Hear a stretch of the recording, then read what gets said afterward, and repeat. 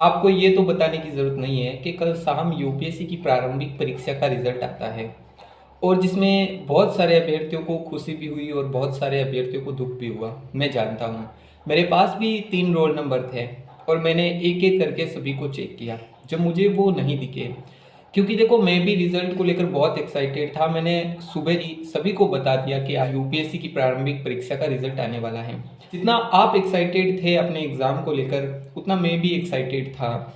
मैं जानता हूँ कि मैंने एग्ज़ाम नहीं दिया था, लेकिन फिर भी जब हम इस एग्ज़ाम में आते हैं तो हम सब में एक लगाव सा आ जाता है। हम सब एक दूसरे से जुड़ जाते हैं। जब रिज़ल्ट आया, मैं सुबह से इंतज़ार कर रहा था और रिज़ल्ट अंततः शाम को आया।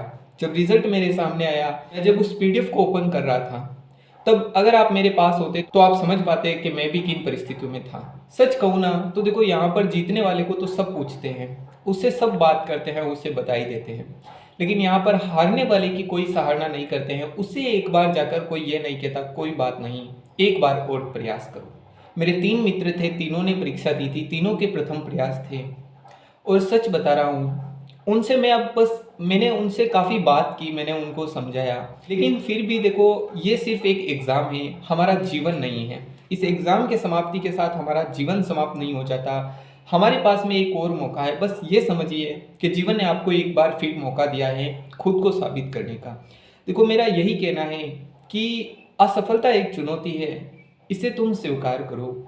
कि असफलता एक चुनौती है, इसे तुम स्वीकार करो। देखो कहाँ कमी रह गई और सुधार करो। हमें अब एक बार वो वापस समय आ चुका है कि हमें फिर देखना चाहिए कि हमारी कहाँ पर गलती थी। अगर हमने जीएस में अच्छा प्रयास किया, लेकिन हम अगर सीसेट में नहीं कर पाए, तो इस बार हमें सीसेट को अच्छे से प्रिपेयर करना है।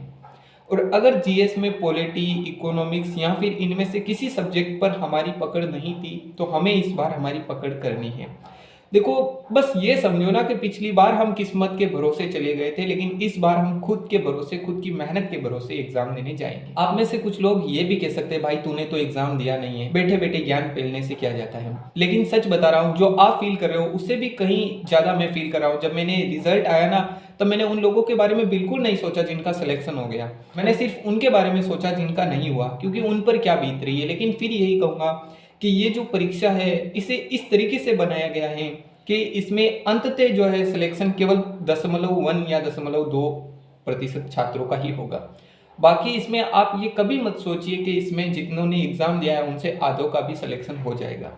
तो इसलिए हमें ये बिल्कुल नहीं सोचना चाहिए कि इस परीक्षा के साथ हमारा जीवन समाप्त हो जाता है, बल्कि हमें एक और मौका मिलता है आप खुद को साबित करने का। तो इसीलिए मेरी शुभकामनाएं आप सभी के साथ हमेशा बनी।